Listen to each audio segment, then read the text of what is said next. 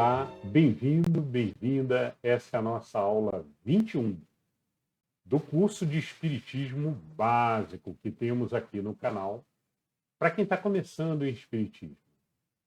E o nosso objetivo é ler o Livro dos Espíritos todo, de ponta a ponta, pergunta a pergunta. E a gente vai, naturalmente, lendo um conjunto de perguntas toda a aula nova. Bom, nós estamos na aula 21. A gente sempre lê de abertura o sinal verde, uma página do sinal verde, fazemos uma compreensão juntos e uma reforma íntima. Quando a gente faz a compreensão, faz um entendimento, a gente automaticamente precisa colocar em prática aquilo que a gente leu e compreendeu e entendeu, fazendo então a nossa reforma íntima gradualmente, passo a passo. Então, um dos objetivos nossos é uma reforma íntima de todos, né? E depois o entendimento da doutrina espírita através do Livro dos Espíritos. Muito bem, o livro Sinal Verde hoje nós vamos ler uma página chamada Nos Compromissos de Trabalho. Então continuamos no assunto de trabalho no Sinal Verde. E no Livro dos Espíritos a gente vai entrar numa parte bem interessante, que é o capítulo 4 da segunda parte, que fala sobre da pluralidade das existências, né? Então ele vai falar aqui sobre pluralidade das existências, existências em outros locais, em outros mundos. Muito bom. Vamos lá então, vamos começar então com a leitura do Sinal Verde. A página de hoje então, nos compromissos de trabalho. Nunca se envergonhe nem se lamente de servir. Enriquecer o trabalho profissional, adquirindo conhecimentos novos, é simples dever. Colabore com as chefias através da obrigação retamente cumprida, sem mobilizar expedientes de adulação. Em hipótese alguma, diminuir ou desvalorizar o esforço dos colegas. Jamais fingir enfermidades ou acidentes, principalmente no intuito de se beneficiar das leis de proteção ou do amparo das instituições securitárias, porque a vida costuma cobrar caro semelhantes mentiras. Nunca atribua unicamente a você o sucesso dessa ou daquela tarefa, compreendendo que em todo trabalho há que considerar o espírito de equipe. Sabotar o trabalho será sempre deteriorar o nosso próprio interesse. Aceitar a desordem ou estimulá-la é patrocinar o próprio desequilíbrio. Você possui inúmeros recursos de promover-se ou de melhorar a própria área de ação, sem recorrer a desrespeito, perturbação, azedume ou rebeldia. Em matéria de remuneração, recorde: quem trabalha deve receber, mas, igualmente, quem recebe deve trabalhar. Muito bem, então continuamos aqui falando sobre trabalho, né? Nas duas últimas aulas a gente falou também sobre trabalho, falamos bastante aqui, já demos vários exemplos. Se você não viu, eu recomendo sempre que siga a sequência aqui do nosso estudo, né? E ele fala muito aqui, novamente aqui, de servir, né? do trabalho e do servir, né? O servir, ele serve não só no profissional, né? Ou seja, você serve não só no profissional, mas na vida como um todo, né? Dentro do teu lar, por exemplo, com o teu cônjuge, né? Ou com seus filhos, você está servindo constantemente. Mas mais que isso, quando a gente sai à rua, que a gente dá a passagem para alguém, você está servindo.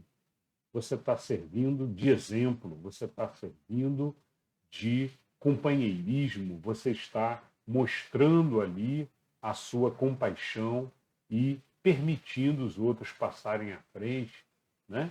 Você, quando pega algo caído no chão, na rua, né?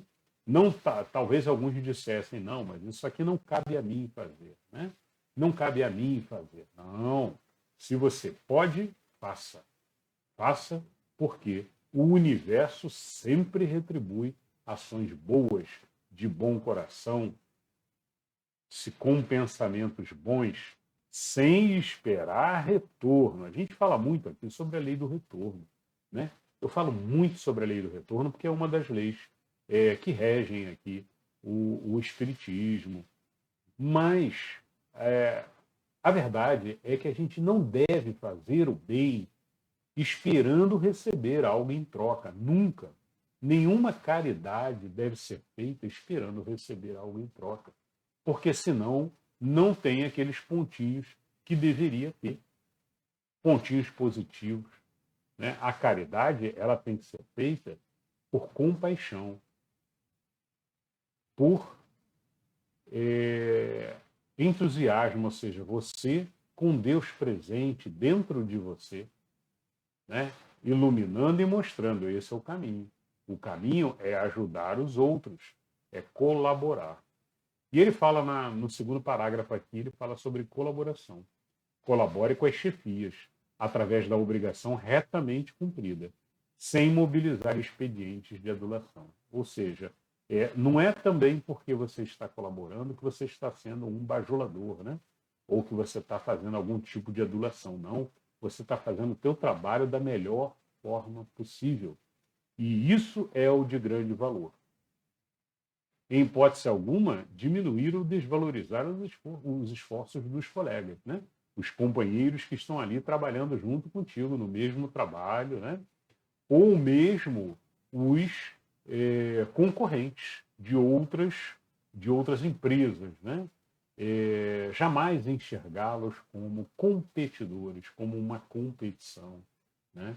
Ou mesmo como concorrentes, os seus próprios colegas de trabalho, jamais enxergá-los como competidores, né? A gente precisa, já falamos isso nas últimas aulas, mas é bom sempre repetir, a gente precisa sempre desligar aquela chavezinha da competição e ligar a chave da colaboração. Isso faz parte da reforma íntima. Quando a gente faz isso, muda a nossa vida, muda muito, muda extremamente, porque você começa a mostrar para o universo que fez um grande aprendizado. O aprendizado que todos nós estamos juntos num processo de evolução. Você está mostrando que, olha, eu entendi. Eu não estou competindo, eu não tenho que vencer ele, ao contrário, eu tenho que ajudá-lo a subir junto comigo. E aí você vai subir mais longe ainda. É muito comum nas empresas, falando agora do lado profissional, é muito comum nas empresas, do lado profissional, subir de cargo, né? Pessoas que não estão competindo, ao contrário, estão colaborando e ajudando os outros a resolverem seus problemas também. Esse mostra que ele é um bom líder. É o que, além de resolver o dele, ainda ajuda aos outros a resolverem o dela para conseguirem chegar no mesmo objetivo. Né? É aquela visão superior de que realmente está pronto para assumir cargos maiores. E o universo enxerga dessa maneira também, trazendo coisa boa para a nossa vida. Pode ser que não diretamente naquele trabalho, mas em outras possibilidades que a vida vai te abrir, portas diversas. Né? Jamais fingir enfermidades ou acidentes. Né? Isso é malandragem, é coisa que não é coisa do bem. Né? A malandragem normalmente é provocada por ego, ou por vontade, ou por preguiça, muitas vezes também, né? Ou por vontade de se dar bem. Né? Ah, eu estou me dando bem, eu não vou trabalhar, ah, que bom. Né? Espera para você ver a resposta do universo, qual será para uma malandragem, uma coisa ruim que você fez. Né? É sempre ruim é sempre pior. Você pode até ter um momento ali de, consegui, tô feliz, e aí depois vem um problemão para você resolver por trás aí. E a gente não sabe por quê. Por que estou passando por esse problema? Por que estou de novo com esse problema, né? E muitas vezes é porque você não fez essa lição ainda. Você precisa fazer essa lição e parar de pensar só em você, só em se dar bem, né? E pensar no coletivo, em todos, sempre, sempre, de forma colaborativa. Tá? Nunca atribua unicamente a você o sucesso, lógico, tem a ver com o trabalhar de forma colaborativa, né? Sempre reconheça e dê os méritos aos outros também. Fulano foi muito bom nisso, Ciclano foi muito bom naquilo, todos trabalhamos juntos, todos nós temos mérito. Né? Essa é a visão do líder também, daquele que reconhece o valor dos outros que estão junto ali. Sabotar o trabalho será sempre deteriorar o nosso próprio interesse. Sabotar. Sabotar é mal, né? É uma coisa do mal, é uma pessoa que quer atrapalhar, que está ali justamente prejudicando os outros. Quem está prejudicando os outros de alguma forma, né, é uma pessoa que não está com o bem, que não está trabalhando para o bem. Né? Não importa as desculpas ou os motivos, não existe desculpa para que você esteja atuando com o mal. Mas eles me pagam muito mal nessa empresa, eu não quero saber, eu vou trabalhar mal, né? Você tá só girando a roda, vai voltar para um outro local, talvez saia desse local e vai para um outro local ter que fazer o aprendizado de novo. Um outro local ruim, provavelmente com os mesmos problemas. Né? Por isso é que acontece muitas vezes de pessoas que passam pelo mesmo problema repetidas vezes em sua vida e não conseguem compreender por que esse problema está se repetindo para mim, né? Me lembra Khalil Gibran. Khalil Gibran é um poeta, né? E ele um dos poemas dele, ele descreve justamente essa situação das repetidas vezes o mesmo problema, né? Como uma espiral. Ele diz que a nossa vida ela é uma constante espiral, aonde a gente constantemente volta para aquele mesmo problema de novo, né? Eu enxergo diferente. Né? Quem já nasceu há um pouquinho tempo atrás sabe o que são os LPs, aqueles discos grandes, antigos, né? Aqueles discos antigos que você botava na vitrola e botava para tocar. E o LP ele tem faixas, né? E as faixas elas vão, o LP vai girando, ele passa diversas vezes pelo mesmo ponto, né? Na mesma música, né? Mas, se você fizer a lição e conseguir chegar no final ali, aquele estágio, ele vai mudar a música. Ele vai para uma outra música, para um novo tipo de aprendizado. Né? E a vida da gente normalmente traz um aprendizado mais acima, mais espiritual, melhor. Né? Cada vez mais, conforme você vai evoluindo no teu processo de evolução, né, os aprendizados são cada vez mais refinados, mais intelectuais, menos grosseiros, menos matéria, né? Cada vez menos. Bom, então é isso. Qualquer ação maldosa, tipo sabotar o trabalho, né? Bom, aceitar a desordem, como ele comenta aqui, aceitar a desordem ou estimulá-la, né? A estimulá-la com os outros companheiros, né? Isso é trabalhar com o mal, é a mesma coisa. Né? Ele diz aqui, é patrocinar o próprio desequilíbrio. Então, uma pessoa que faz uma coisa dessa, ou ela não conhece as regras do universo, né? A começar pela lei do retorno, ou então é uma pessoa realmente em desequilíbrio próprio, precisa aí fazer justamente uma reforma íntima. Você possui inúmeros recursos de promover-se ou melhorar a sua área de ação, sem recorrer a desrespeito, perturbação, azedume, etc. Como ele fala aqui, rebeldia, né? Não, não. Você, para evoluir, o caminho é outro. O caminho é um caminho colaborativo. Um caminho de vamos lá, vamos em frente, vamos conseguir. Positivismo no trabalho, sempre, sempre. Sempre tem aquele que diz assim, não, vai ser difícil fazer isso. Arruma 10 problemas, 10 dificuldades, né? E tem aquele outro que diz assim, vamos sim, nós vamos conseguir, nós vamos juntos, vamos conseguir, né? É a pessoa que pensa positivo, que já conseguiu ligar a chavezinha do pensar positivo na sua mente. Veja o vídeo do pensamento positivo, subconsciente e pensamento positivo aqui no nosso canal também. Se inscreva, deixe seu like. Por falar nisso, deixe seu like, se inscreva. E comente também, fique à vontade, comente. Eu prometo que eu vou tentar responder a todos os comentários. Em matéria de remuneração, recorde, quem trabalha deve receber, mas igualmente quem recebe deve trabalhar. Então, trabalhe e você vai receber, né? E recebe, se fizer com amor, com carinho, com dedicação, você vai receber, não só no seu trabalho, mas do universo também. Tá? Quando eu falo universo, pessoal, você vai receber através de Deus, né? E das leis universais que Deus criou, como, por exemplo, a lei do retorno, né? E algumas outras que a gente vai falar mais para frente aí. Mas o universo, na forma dessas leis, através, muitas vezes, dos espíritos de seu mentor, poderão trazer até você as recompensas do universo. Muito bom. Fechamos, então, a leitura do Sinal Verde de hoje. Vamos para o Livro dos Espíritos hoje. Que legal! O Livro dos Espíritos hoje a gente começa a falar sobre a reencarnação. A pluralidade das existências, no capítulo 4 da parte 2. Olha que legal. E o assunto que ele começa aqui é reencarnação. Então, umas perguntinhas dentro do item pluralidade das existências, dentro do capítulo 4, pluralidade das existências, nós vamos falar sobre reencarnação. E aí vem algumas perguntas que falam sobre a reencarnação. Vamos lá, pergunta 166.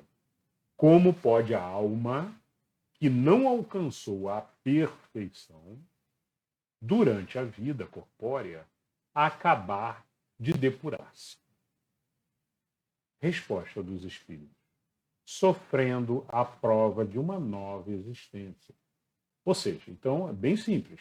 Acabou a existência, como é que ela pode se depurar?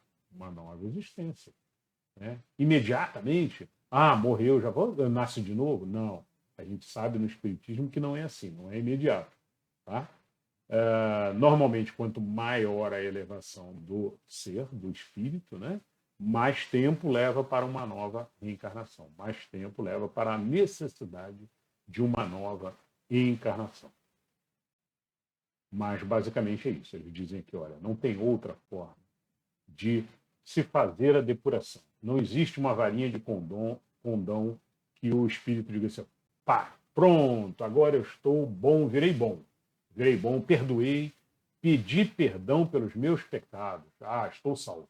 Estou salvo porque eu pedi perdão pelos meus pecados. Eu reconheci meus erros, então eu vou para o céu, estou salvo. Não existe isso, tá? Não existe também, o Espiritismo não acredita em uma salvação coletiva, messiânica.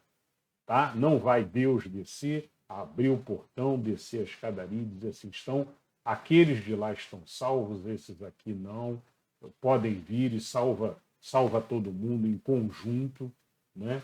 Os que adotaram essa ou essa religião estão salvos, também não existe isso, né? A gente sabe disso, porque imagina, apenas pelo fato do ser batizado, ele está salvo. Às vezes é uma pessoa extremamente maldosa, fez maldade a vida toda, e só pelo fato de ele ter entrado numa religião ou ter aceito as normas daquela religião, ele está salvo. Né? Não acreditamos dessa forma. Novamente, qual é a forma de depuração? Sofrendo a prova de uma nova existência, ou seja, passando por uma nova reencarnação. Muito bem, questão A. Pergunta A, dentro da 166. Como realiza essa nova existência? Será pela sua transformação como espírito?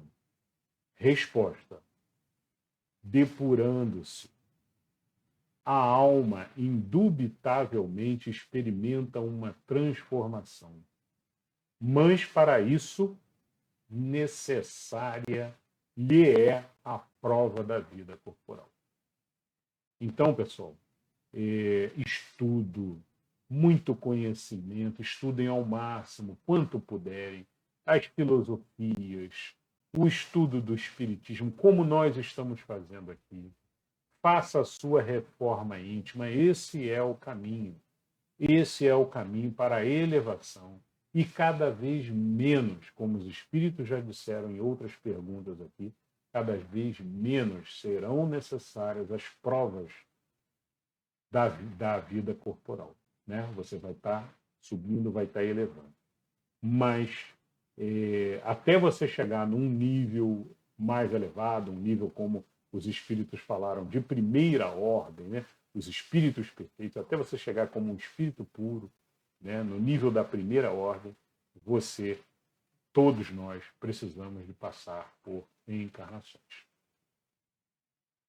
Muito bem, questão B de bola, dentro da 166. A alma passa, então, por muitas existências corporais? Resposta: sim, todos contamos muitas existências. Os que dizem o contrário pretendem manter-vos na ignorância, em que eles próprios se encontram. Esse é o desejo deles. Bom, aí vale a pena só comentar que a gente tem um vídeo aqui no canal, um vídeo que eu gosto muito, que é o vídeo sobre as religiões e a reencarnação. Né? Como as religiões veem a reencarnação. Então, eu vou falar sobre todas as religiões e como cada uma delas vê o que é cada uma delas, o que mais ou menos o que cada uma acredita, e vamos falar sobre reencarnação. Então, um vídeo imperdível, procurem, e sempre aqui dentro do nosso canal. Tá? Mais uma razão aí para se inscreverem e deixar o like aí, que esse é imperdível. É muito conteúdo legal, bacana para conhecer, para estudar, né? Para quem está nascendo do estudo, do aprendizado, do conhecimento, né? Da gnose. Gnose é conhecimento em grego. Então, vamos aumentar aí o nosso conhecimento. E conhecimento é evolução, como já disseram também os espíritos aqui. Bom, a alma passa então por múltiplas existências corporais? Resposta: sim, todos contamos com muitas existências, né?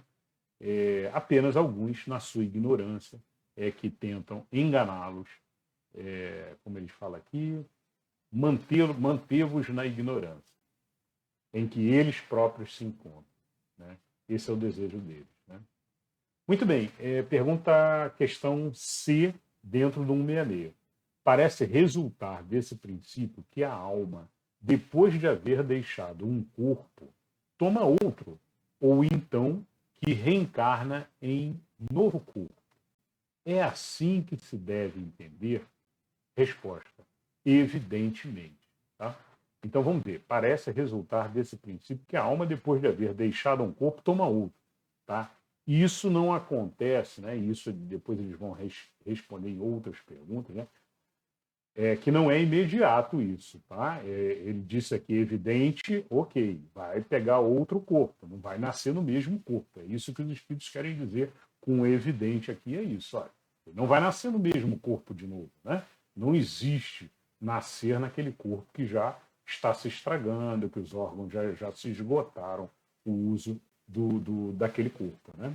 E essa é a razão por que a gente tem que morrer. Por que a gente tem que morrer? Tem que morrer porque o corpo se desgasta, a matéria se desgasta ao longo do tempo. Então, quando ocorre o desgaste do corpo, do organismo, aí você tem que desencarnar e aí depois lhe será dado um outro corpo para uma nova encarnação. E aí os espíritos falaram, sim, é evidente, é isso. 167, questão agora 167. Qual o fim objetivado com a reencarnação? Ou seja, qual o objetivo da reencarnação? Resposta: expiação.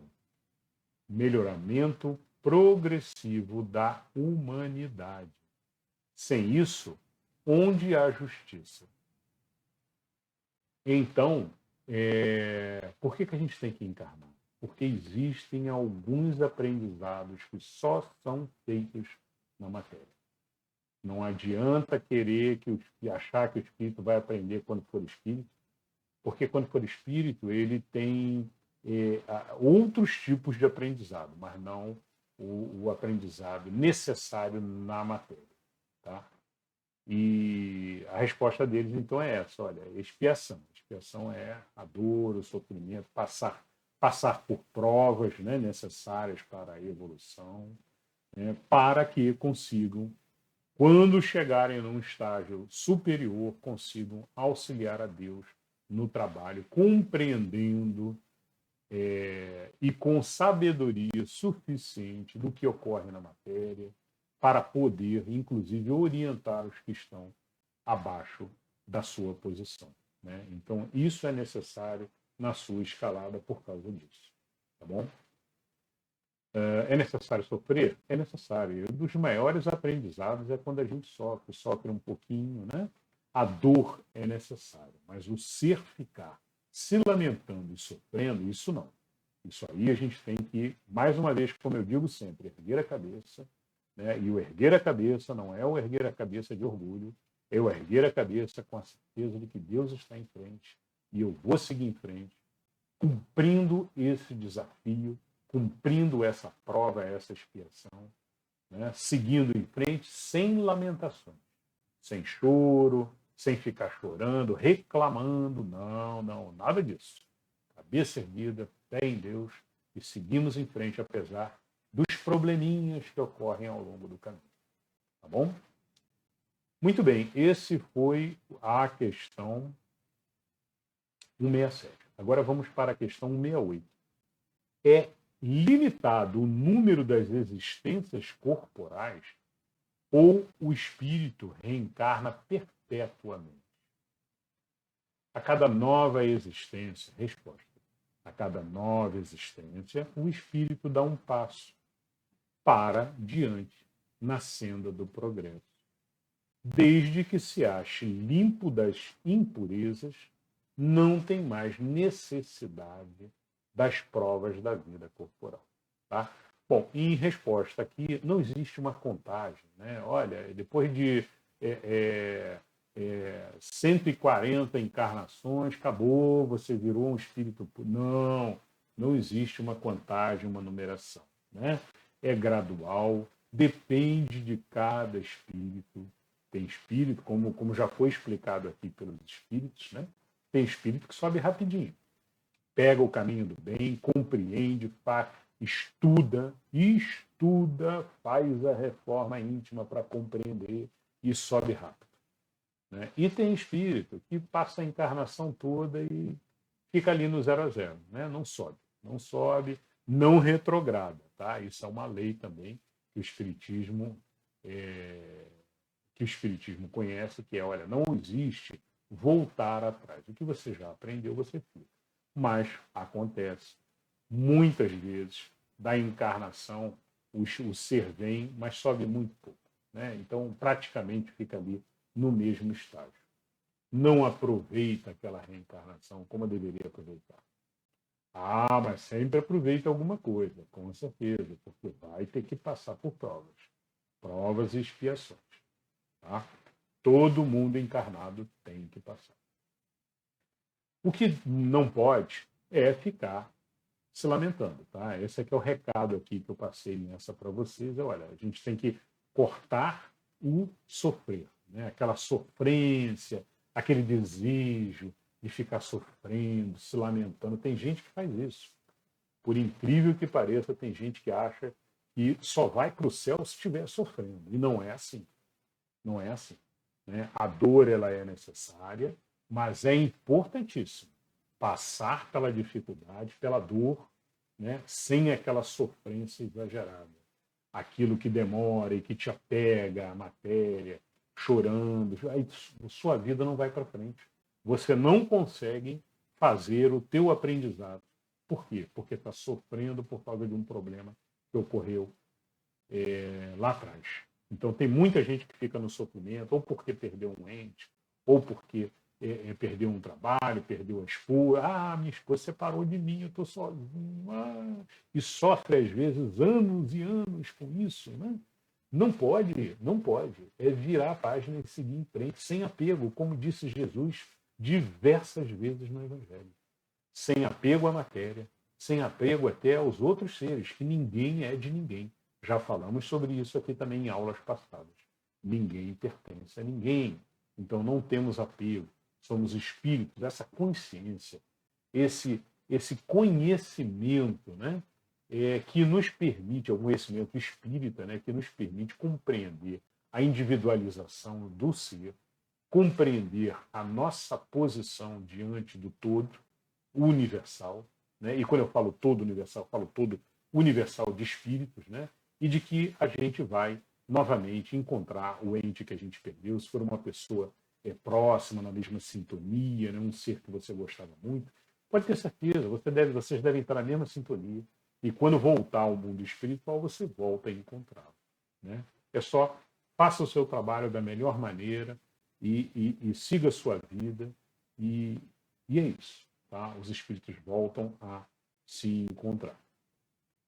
Bom, essa foi a questão, então, 169. Não existe número de encarnações. Tá? Depende de cada um, de cada espírito e a forma de evolução que cada um faz. Alguns dão uma voltinha, né? Fazem o caminho da serpente, outros sobem mais reto, mas todos vamos subindo aos pouquinhos. E, em algum momento, quando o ser chega lá em cima, num estágio, ele cada vez menos precisa reencarnar. 170 agora. O que fica sendo o espírito depois da sua última encarnação? Resposta: o espírito bem-aventurado, ou o espírito puro, né? O puro espírito, como eles colocaram aqui. Então é isso, tá? Eu ainda colocaria mais. Existem casos de espíritos puros que encarnam, como os próprios espíritos já comentaram. Ele não voltou a esse assunto, mas a gente já leu sobre isso no passado em outras perguntas, né? Existem casos que espíritos vêm encarnar para trazer mensagens para toda a humanidade. Normalmente são espíritos muito puros, elevadíssimos, né? Que quando vêm trazer aquela mensagem como Jesus trouxe, como Buda trouxe, né? Como Gandhi trouxe, né? E tantos outros espíritos elevados que vieram trazer. Talvez espíritos que não precisassem encarnar. Jesus, com certeza, no estágio que estava, não precisava. Porém, foi feito um planejamento para ele trazer uma mensagem para nós. Muito bem. Bom, com relação agora, com relação à parte 2, capítulo 4, Livro dos Espíritos aqui da Probabilidade das Existências, nós vamos encerrar aqui no 170, tá? Na próxima aula a gente continua, então, do 171, da Justiça da Reencarnação. É a pergunta 171. Ok, vamos agora, então, dar uma olhadinha nas questões de conceitos fundamentais do Espiritismo. Vamos ver onde é que a gente parou. Pronto, nós paramos aqui, olha. Bom, na última aula a gente falou sobre por que é importante orar antes de dormir e falamos também sobre o que levamos ao desencarnar, né? O que levamos conosco, né? Muito bem, hoje a gente vai falar sobre os pecados, né? O que são os pecados para o Espiritismo? Bom, no cristianismo ortodoxo, né, se fala de pecados, né, como 7 pecados, né, seriam 7 pecados capitais, né? E o que seria pecado, né? A palavra pecado. A palavra pecado, ela é como se você tivesse feito uma ofensa a Deus, né? Uma ação que você fez e que ofendeu a Deus, né? naturalmente não é algo que agrada a Deus, mas Deus, né, o Deus espírita, o Deus entendido pelo Espiritismo, é um Deus bondoso, um Deus caridoso, um Deus que compreende, é uma inteligência suprema, né? Como dizem os próprios espíritos, é uma inteligência suprema, sabedoria suprema, universal, que compreende o nosso processo de evolução.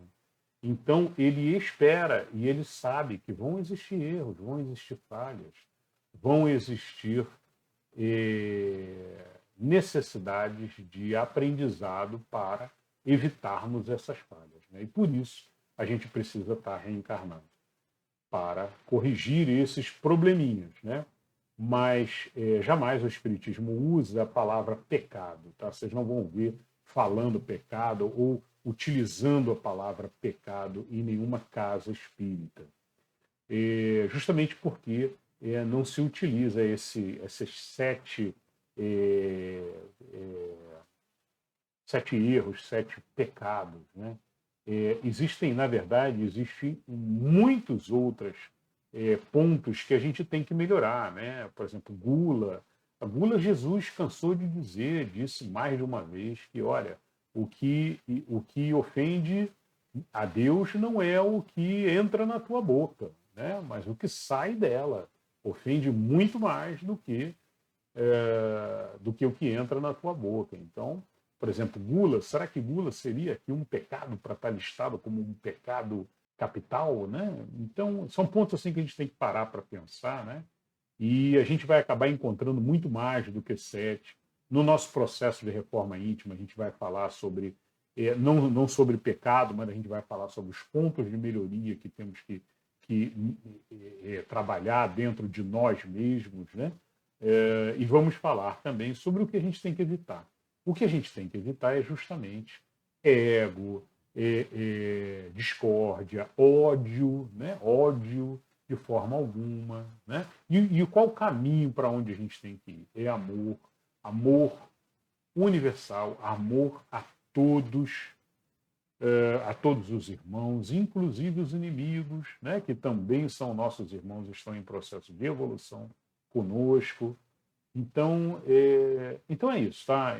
Em resumo, o Espiritismo não usa e não adota esse termo de pecados e muito menos tem uma contagem fixa para a quantidade de erros aqui que o ser pode cometer, né? Existem muito mais do que sete falhas, né? E existem algumas que são assim bem maiores do que as outras, como por exemplo o ego, que realmente ele está por trás aí da maioria dos problemas, né? Bom, pessoal, é isso então, tá? Hoje a gente vai encerrando por aqui. Espero que vocês tenham gostado e nos vemos na próxima aula. Um beijo no coração de todos.